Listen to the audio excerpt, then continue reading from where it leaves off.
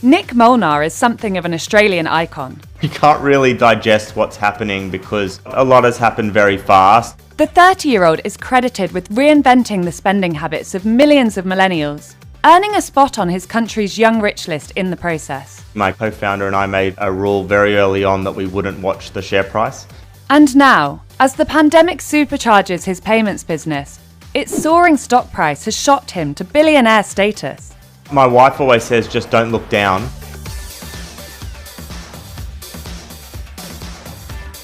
Nick is the co-founder and co-CEO of Afterpay, a buy now, pay later platform that allows users to stagger the cost of their purchases over regular interest-free instalments.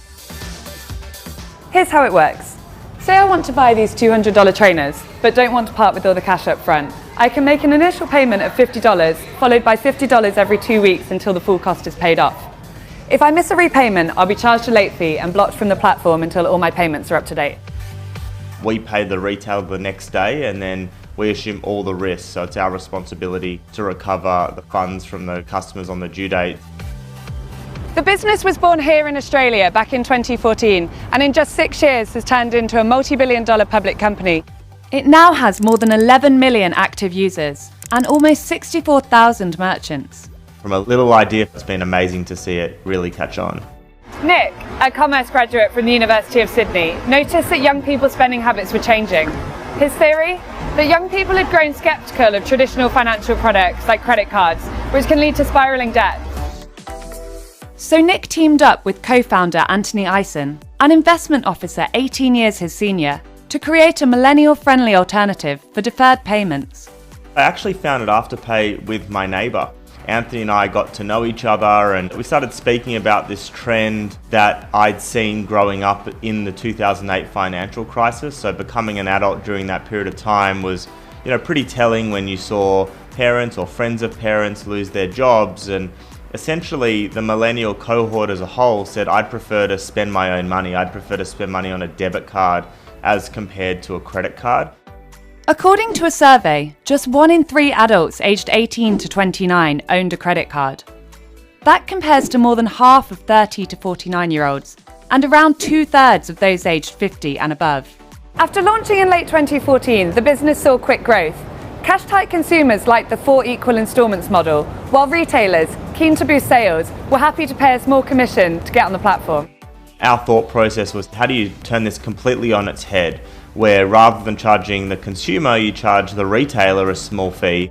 Within 2 years, Afterpay managed to raise $18 million on the Australian Securities Exchange in a heavily oversubscribed initial public offering. Even the Kardashian sisters are fans. An endorsement from Kim Kardashian on her social media accounts in 2018 to her millions of followers boosted the company's international profile among millennials and Gen Z.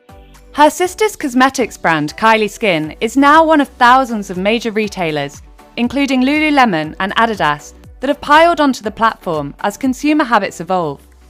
During the spring lockdowns, Visa credit card transactions in the US fell by more than 30% year-on-year.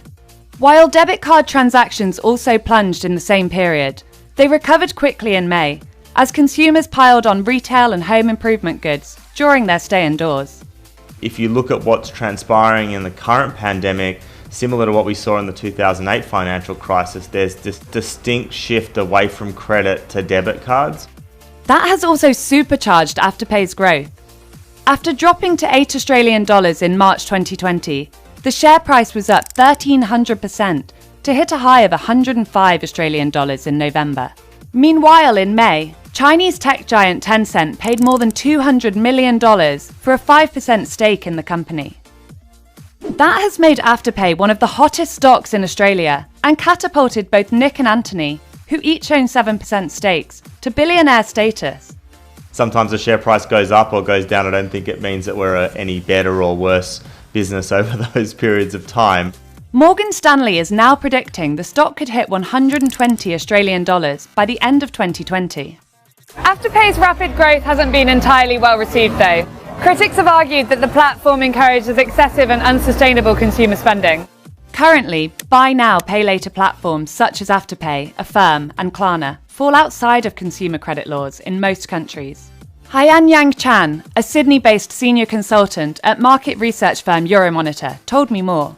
In one angle, we can position it as how buy now, pay later platforms allow consumers to be more conscious and cautious about their spending. But at the same time, it can also be seen in another manner where, because of the lack of regulations, it might also put vulnerable people in a position where they might be spending more than what they actually have. Afterpay reports that 90% of its transactions are paid on time. Overall, late fees accounted for less than 14% of the company's total income in 2020, with the remainder coming from merchant fees, the 4 to 6% commission it charges retailers. The most important point about our business that many aren't too familiar with is that the moment someone goes late on one installment payment, they can't keep shopping until they pay that late payment back. Regulators are also concerned that small businesses are unable to absorb the merchant fees as easily as larger businesses, hurting competition.